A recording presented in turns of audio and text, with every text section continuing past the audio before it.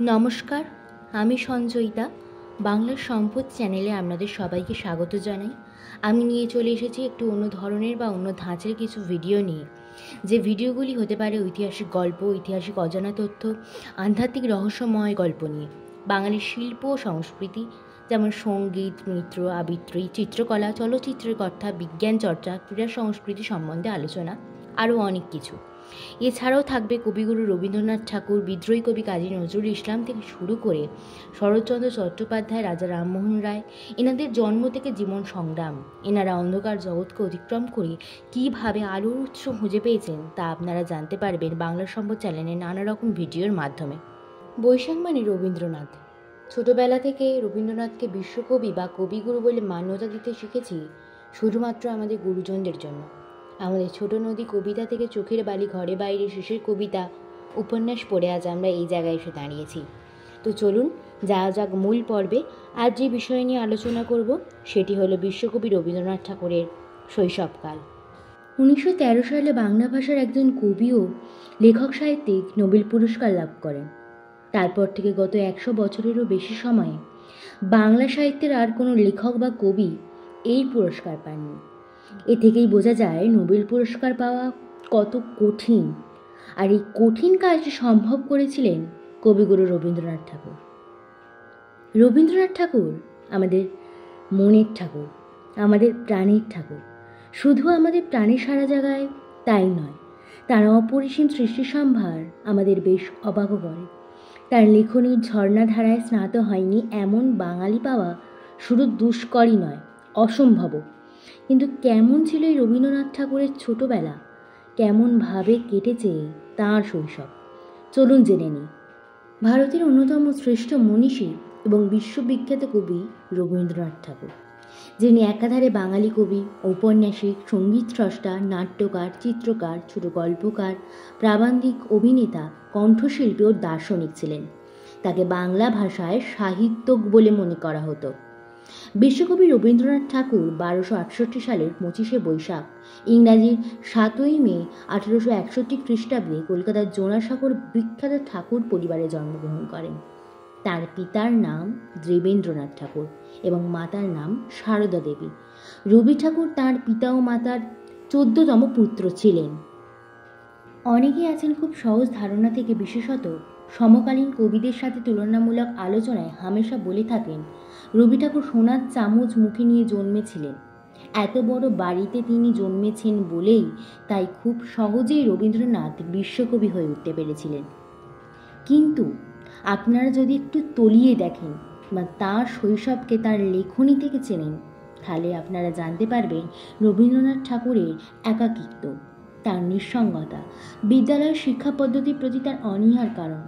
আরও জানতে পারবেন চাকরের সম্পূর্ণ দায়িত্বে মানুষ হওয়া শিশুর অসহায়তার কথা।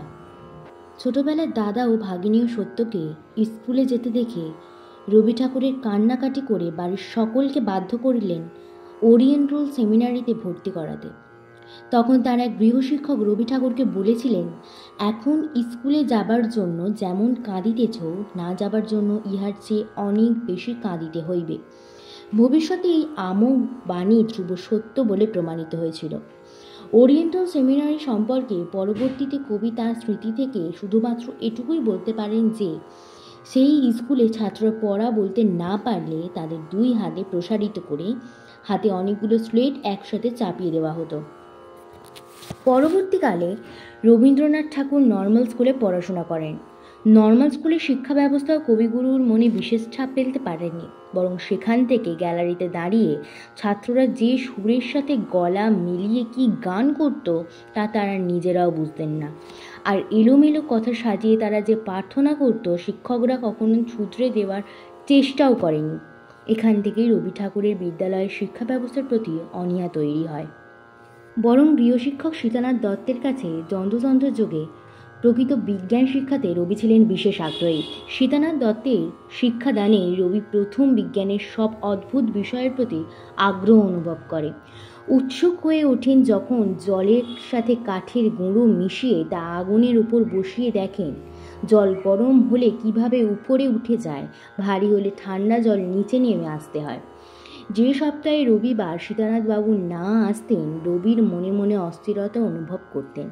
এর থেকেই পরিষ্কার হয়ে যায় যে বিদ্যালয়ের শিক্ষা ব্যবস্থার উপরই তীব্র অনীহা থাকলেও প্রকৃত শিক্ষা লাভের প্রতি ছোট্ট রবির গভীর আকর্ষণ কাজ করত। ছোটবেলার ঠাকুরবাড়ির নিয়ম অনুসারে ছোট্ট রবির সম্পূর্ণ দায়িত্বভার ছিল চাকরদের হাতে। বাহিরে বাড়ির দোতলায় দক্ষিণ পূর্ব কোণের ঘরে চাকরদের মহলেই তার দিন কাটত। চাকরিরা তাদের দায়িত্ব কমানোর জন্য ছোট্ট রবির চারিদিকে গণ্ডি কেটে দিত এবং ভয় দেখাতো গণ্ডির বাইরে গেলেই সম্ভব বিপদ, সেই বিপদ থেকে কেউ তাকে বাঁচাতে পারবে না। তাই নিরুপায় রবি ঘন্টার পর ঘন্টা কাটাতো জানলার নিচে ঘাট বাঁধানো পুকুরের দিকে তাকিয়ে। ঘাট বাঁধানো পুকুর, চীনা বটগাছ, নারকেল শাড়ি, সব কিছু একটা ছবি বইয়ের মতো করে সাজিয়ে প্রায় সমস্ত দিন কাটিয়ে দিত রবি। বিভিন্ন মানুষের অভিনব পদ্ধতিতে স্নান করা, স্নানের পর বিড়বিড় করে মন্ত্র বলা, সুচিতার নিমিত্তে বিভিন্ন দিকে জল ছিটানো, রাজহাঁস ও পাতিহাঁসগুলির গুগলি ধরার বিভিন্ন পদ্ধতিও তাদের চঞ্চু দিয়ে পিঠ সাফ করার আশ্চর্য রকম উপায়, এইসব দেখেই কাটত রবির সারাদিনের অধিকাংশ সময়। পুকুর নির্জন হলে রবির সমস্ত মনকে অধিকার করে বসত সেই বটগাছের তলাটি।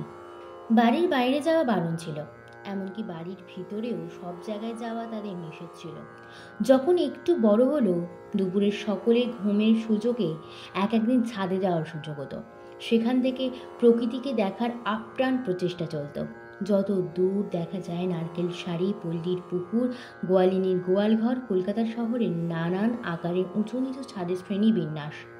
তার সাধ্যের বাইরে যেতেন তখন তার 3 তলা ঘরের খড়খড়ি। সেই খড়খড়ির ভিতরে হাত ঢুকিয়ে ছিটকানি খুলে তার সোফায় চুপচাপ শুয়ে বাইরের জগৎকে দেখা ছিল তার শিশুর মনের এক অদ্ভুত নেশা। আর এক আকর্ষণ ছিল পিতৃদেবের 3 তলায় স্নানঘরের জলের কল ঝাঁঝরি খুলে দিয়ে অকালে মনের সুখে স্নান করাই ছিল তার অন্যরকম এক মুক্তির স্বাদ। আনন্দ লাভের জন্য বাইরে উপকরণ প্রাচুর্য থাকলেও অন্তরের আনন্দটাই মাটি হয়ে যায়। তাই রবির সে উপকরণ ছিল স্বল্প, তুচ্ছ, তাই জন্যই হয়তো তার আনন্দ লাভে কখনো ভাটা পড়েনি। ছুটির দিন আরও একটি জায়গা ছিল তার পছন্দের জায়গা, সেটি হলো গোলাবাড়ি। সেখানে খেলার থেকেও জায়গাটার প্রতি টানটাই ছিল তার বেশি। বাড়ির মধ্যে ছিল একটা বাগান, সেই বাগানের উত্তর কোণে ছিল একটি ঢেঁকি শাক। এই ছিল তার পছন্দের জায়গা। সে উৎসুক ছিল বীজে জল দিলে কি করে তার থেকে চারা বের হয় তা নিয়ে, কৌতূহলী ছিল পৃথিবীর মাটির নিচে পাতালপুলির রহস্য নিয়ে। আকাশের বিশাল ব্যাপ্তি নিয়েও তার ভাবনার শেষ ছিল না। রবি ছোট থেকেই ভৃত্যদের তত্ত্বাবধানে ছিল, কিন্তু কেমন ছিল সেই তত্ত্বাবধান তিনি নিজেই পরবর্তীতে বলেছেন। ভৃত্যরাজের শাসনকাল মোটেই সুখের ছিল না। তিনি বলেছেন, পিঠে যাহা পড়িত তাহা পিঠে করেই লইয়া আনতাম এবং মনে জানিতাম সংসারের ধর্ম এই বড় যে সে মারে আর যে ছোট সে মার খায়। ভৃত্যরা শুধু যে মারত তাই নয়, কোনো কারণে রবি কাঁদলে বড় বড় জলের জ্বালার মধ্যে তাদের রোদনকে বিলুপ্ত করার চেষ্টা চালাতো। আসলে শিশুরা সম্পূর্ণ ভার নিয়ে তারা শিশু সুলভ আচরণই ছিল তার সব থেকে বেশি বিরক্ত। রবির বরাতে শাসনকর্তার কিল চট্ট হামেশাই যুক্ত। রবির শিশুকালে এক ভৃত্য ছিল যার নাম ঈশ্বর। সে ছিল অত্যাধিক শ্রুতিসঙ্গত, আচারনিষ্ঠ ও বিজ্ঞ স্বভাবের লোক। সুচিতা বজায় রাখতে ও বিচিত্র সাধু ভাষা বলতে সে সর্বদা ব্যস্ত থাকত। আর তার দুর্বলতা ছিল আফিমের প্রতি। আর আফিম খাওয়ার কারণে তার পুষ্টিকর খাবারেরও প্রয়োজন হতো। তাই রবিদের জন্য বরাদ্দ দুধের পাত্রটির প্রতি তাঁর আকর্ষণ ছিল প্রবল। জলখাবারের লুচিও পরিবেশিত হতো সুচিতা বজায় রেখে, তবে দক্ষিণ হস্তে দাক্ষিণ্য তাতে প্রকাশ পেত না। এমনকি তার জলখাবারের পয়সা থেকেও পয়সা বাঁচানোর তাগিদে রবির ভাগ্যে যুক্ত সস্তার মুড়ি, ছোলা সিদ্ধ আর চীনা বাদাম। বিদ্যালয়ের প্রতি অনীহার কারণে বাড়িতে শিক্ষা লাভের বিভিন্ন আয়োজন ছিল নিখুঁত। নর্মাল স্কুলের শিক্ষক নীলকমল ঘোষাল বাড়িতে পড়াতে আসতেন। ভোরবেলা এক কানা পালোয়ানের কাছে চলত কুস্তি শিক্ষা। স্কুল থেকে ফিরে আসতেন ড্রয়িং ও জিমন্যাস্টিকের মাস্টার।